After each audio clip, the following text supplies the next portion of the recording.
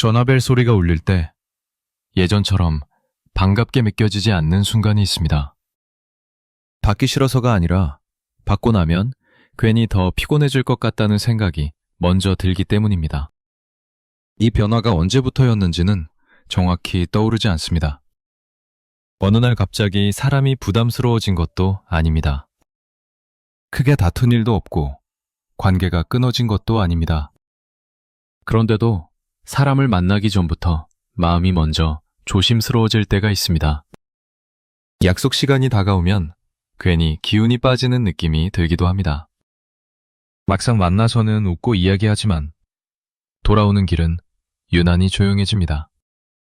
집에 도착해 혼자가 되면 그제야 숨이 길어질 때도 있습니다. 왜 그런지 정확히 설명하기는 어렵습니다. 다만 예전과는 분명히 달라졌다는 사실만은 느껴집니다. 이 변화가 무엇을 의미하는지 알고 싶어지는 순간이 있습니다. 사람을 만나는 일이 싫어진 것은 아닙니다. 여전히 사람을 좋아하고 대화를 나누는 것도 싫지 않습니다. 그런데 만남이 끝난 뒤에 남는 감정이 예전과 다릅니다. 예전에는 웃으며 헤어지면 그것으로 충분했던 날들이 있었습니다. 지금은 웃으며 돌아와도 마음 한쪽이 쉽게 가라앉지 않습니다. 피곤함이 하루 이틀이 지나도 사라지지 않을 때도 있습니다. 조용히 앉아있으면 괜히 말했던 장면들이 하나씩 떠오릅니다. 그때 왜 그런 말을 했을까? 다시 생각하게 되기도 합니다. 누군가에게서 도망치고 싶은 마음은 아닙니다. 그저 잠시 혼자 있고 싶다는 생각이 들 뿐입니다. 이 마음을 한 단어로 설명하기는 어렵습니다. 외롭다고 하기에는 조금 다르고 편안하다고 말하기에도 애매합니다. 그래서 이 감정은 이름 없이 마음속에 머물러 있습니다. 이름 붙일 수 없는 감정은 사람을 더 불안하게 만듭니다. 혹시 내가 세상과 점점 멀어지고 있는 건 아닐까 하는 생각이 들기도 합니다. 사람을 덜 만나게 되는 선택이 잘못은 아닐까 스스로 묻게 됩니다. 하지만 이 질문에는 쉽게 답이 나오지 않습니다. 이 감정은 하루아침에 생긴 것이 아니기 때문입니다. 어느 날 갑자기 사람을 피하게 된 것도 아닙니다. 아주 조금씩 마음의 반응이 달라졌을 뿐입니다. 그래서 정확한 시작점을 떠올리기 어렵습니다. 이런 변화는 큰 사건 없이 조용히 진행됩니다. 그래서 더 헷갈립니다. 문제가 있는 것 같기도 하고 아닌 것 같기도 합니다. 이런 질문을 오래 붙잡고 고민했던 사람이 있습니다. 아르투어 쇼펜하우어라는 철학자입니다. 그는 인간관계를 따뜻한 말로 포장하지 않았던 사람입니다. 사람과 사람 사이에서 생기는 피로를 솔직하게 바라본 사람이기도 합니다.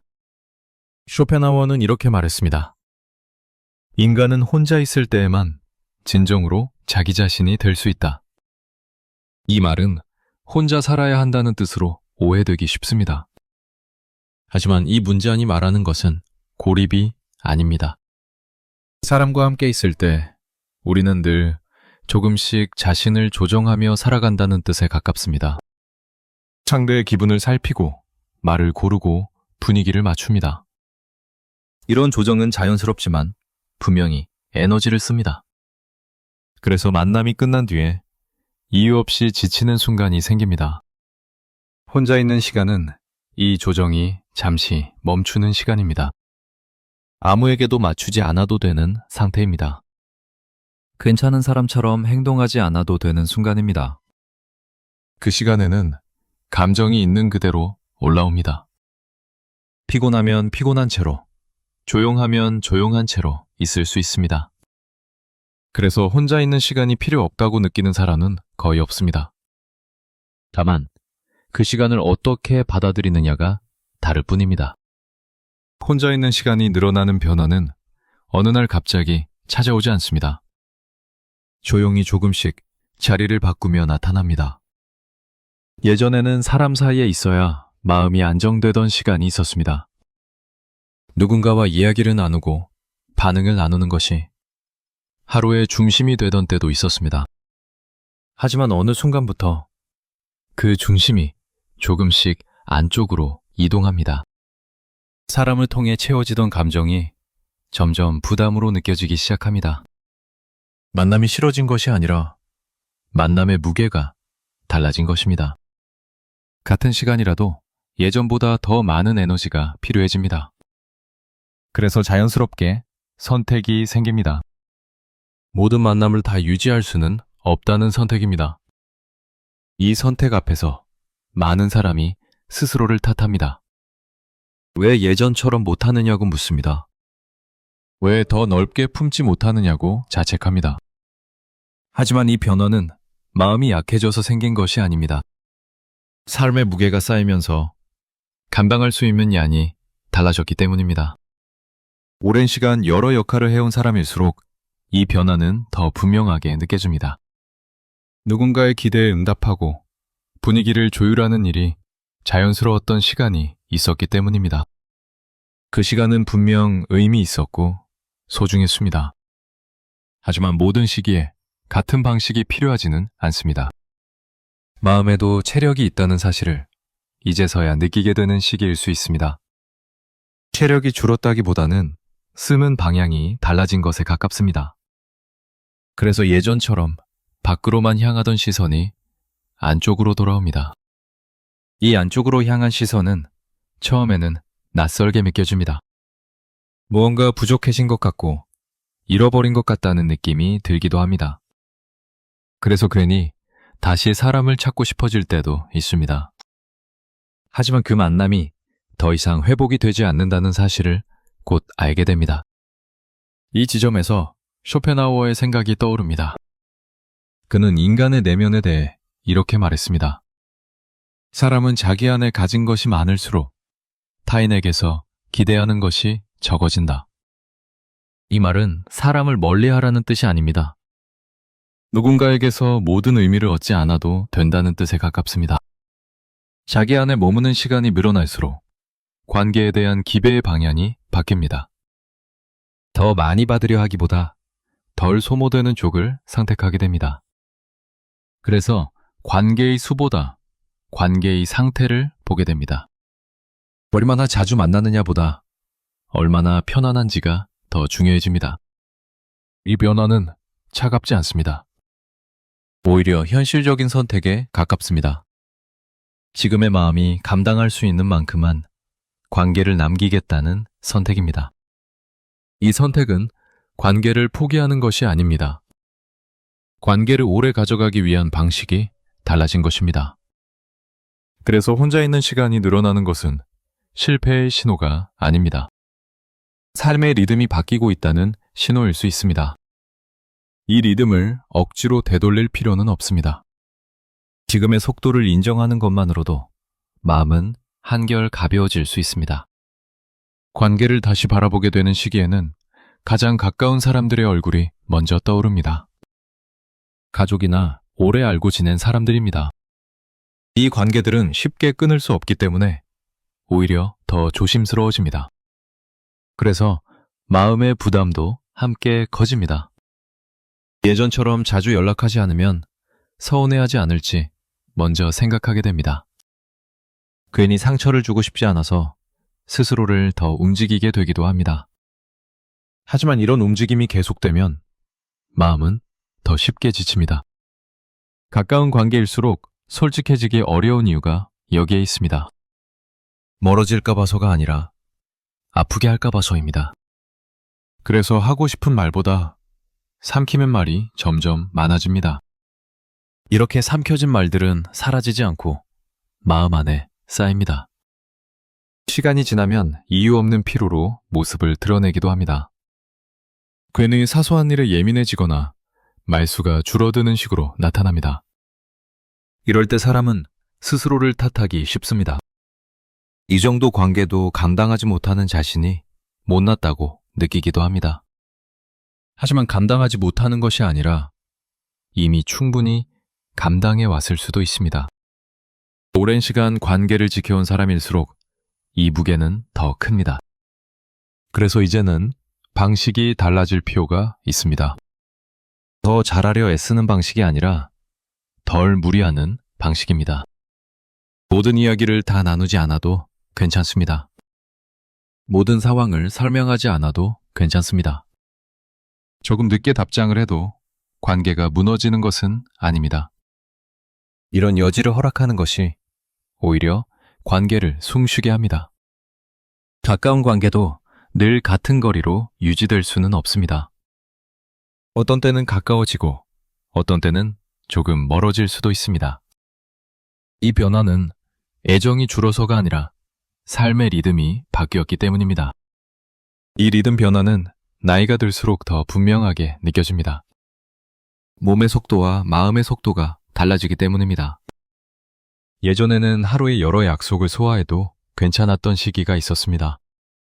지금은 하나의 만남도 깊게 느껴질 수 있습니다. 그래서 자연스럽게 선택이 필요해집니다. 무엇을 남기고 무엇을 내려놓을지에 대한 선택입니다. 이 선택은 계산으로만 이루어지지 않습니다. 몸의 반응과 마음의 상태가 먼저 알려줍니다.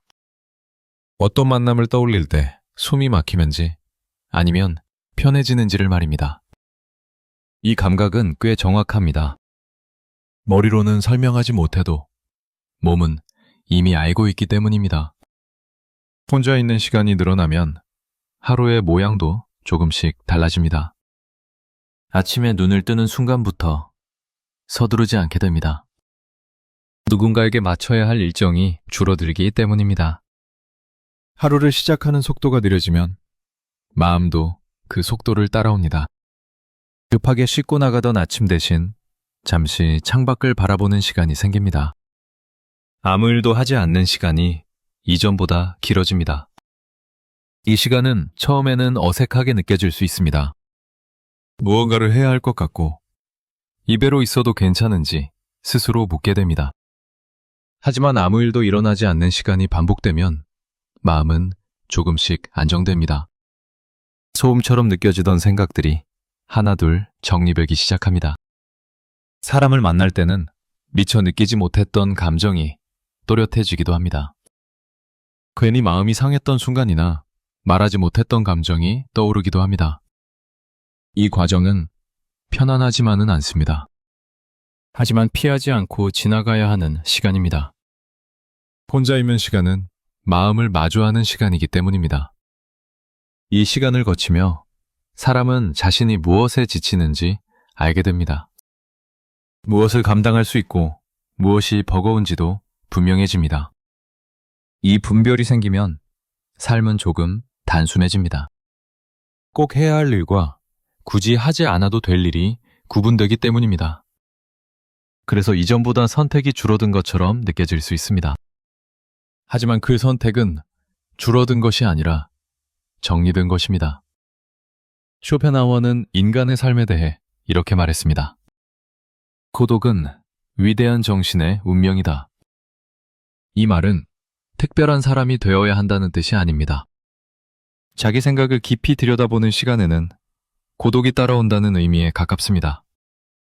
혼자이면 시간이 늘어나는 것은 그만큼 내면을 바라보는 시간이 늘어났다는 뜻일 수 있습니다. 이 고독은 외로움과는 다릅니다. 외로움이 결핍에서 오는 감정이라면 고독은 선택에서 오는 상태에 가깝습니다. 혼자 있어도 마음이 비교적 안정된다면 그 차이는 분명해집니다. 이 안정감은 갑자기 생기지 않습니다. 조용한 하루들이 쌓이며 조금씩 만들어집니다. 그래서 혼자 있는 시간이 길어질수록 불안은 줄어들고 기준은 또렷해집니다. 무엇이 나에게 필요한지, 무엇이 필요 없는지도 분명해집니다. 이 기준은 다시 사람을 만날 때에도 영향을 줍니다. 이제는 무작정 맞추기보다 스스로의 상태를 먼저 살피게 됩니다. 그래서 만남 하나하나가 이전보다 더 신중해집니다. 이 신중함은 거리감이 아니라 존중에 가깝습니다. 자기 자신을 존중하는 마음에서 비롯된 변화이기 때문입니다. 이렇게 혼자 있는 시간이 늘어나고 관계의 속도가 달라지면 삶을 바라보는 시선도 조금씩 바뀝니다. 예전에는 사람들 사이에서만 나를 확인할 수 있다고 느꼈던 순간들이 있었습니다. 누군가에게 필요하다는 감각이 나를 버티게 해주기도 했습니다.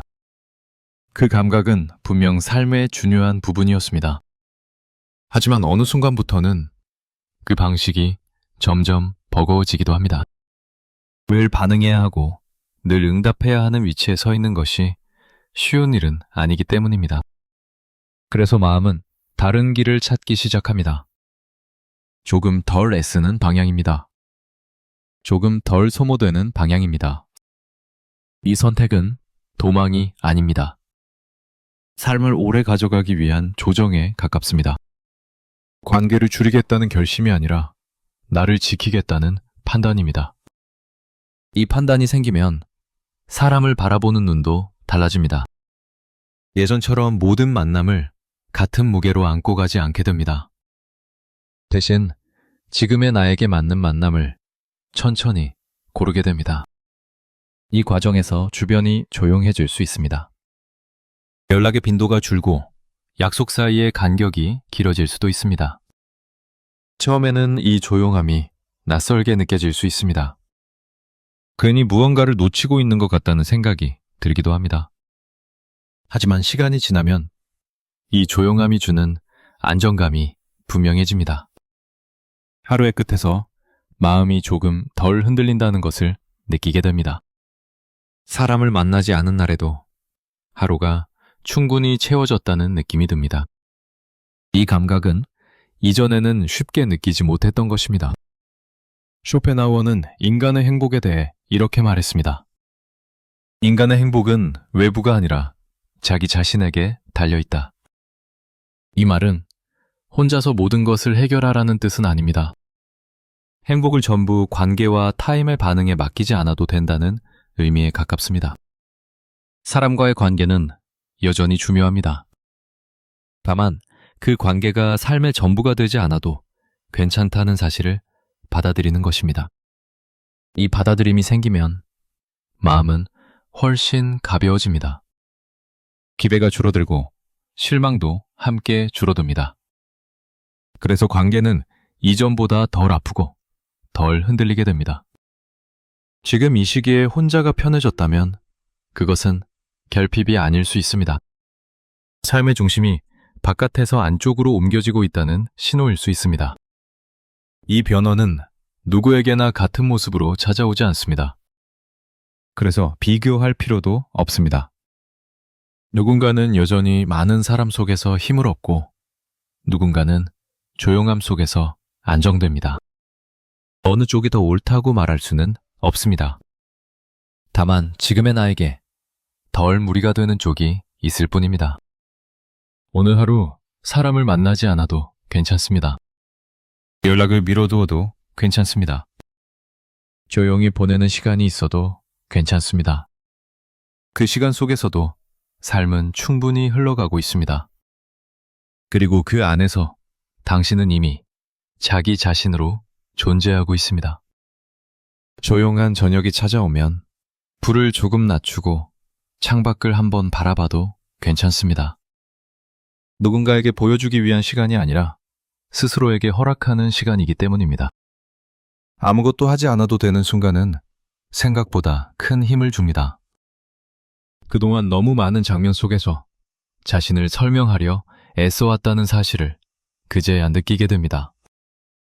이제는 설명하지 않아도 괜찮은 시간이 조금씩 늘어납니다. 이 시간은 결코 공백이 아닙니다. 지나온 날들을 가만히 정리하고 앞으로의 리듬을 준비하는 여백에 가깝습니다. 조용한 하루가 반복되다 보면 마음속에서 오래 묵혀두었던 질문들이 떠오르기도 합니다. 그 질문들은 정답을 요구하지 않습니다. 다만 천천히 바라봐 달라고 말할 뿐입니다. 그렇게 바라보는 시간 속에서 사람은 조금씩 자신에게 익숙해집니다. 누군가의 시선이 없어도 괜찮다는 감각을 배우게 됩니다. 이 감각은 삶을 더 단단하게 만듭니다. 관계가 줄어들어도 마음이 무너지지 않는 이유이기도 합니다. 혼자 있는 시간이 늘어났다는 사실이 더 이상 두렵지 않아지는 순간이 옵니다. 그 순간에는 이미 많은 것을 통과해온 상태이기 때문입니다. 그동안 충분히 애써왔다는 사실을 스스로 인정하게 됩니다. 이제는 조금 덜 애써도 괜찮다고 말해줄 수 있게 됩니다. 일반 한마디가 하루의 끝을 다르게 만듭니다. 불필요한 자책이 줄어들고 숨이 한결 편해집니다. 사람을 사랑하는 방식도 달라집니다. 붙잡지 않고 놓아주는 방향으로 바뀝니다. 그래서 관계는 이전보다 조용하지만 더 오래 머물 수 있게 됩니다. 삶의 속도가 느려졌다고 느껴질 수 있습니다. 하지만 그 속도는 비춰짐이 아니라 조정에 가깝습니다. 지금의 리듬은 지금의 삶에 어울리는 리듬입니다. 이 리듬을 존중하는 순간 삶은 조금 더 부드러워집니다. 오늘 하루가 조용히 지나갔다면 그것으로 충분합니다. 아무 일도 일어나지 않았다는 사실이 오히려 위로가 될 수 있습니다. 그 안에서 마음은 이미 많은 이야기를 마쳤기 때문입니다.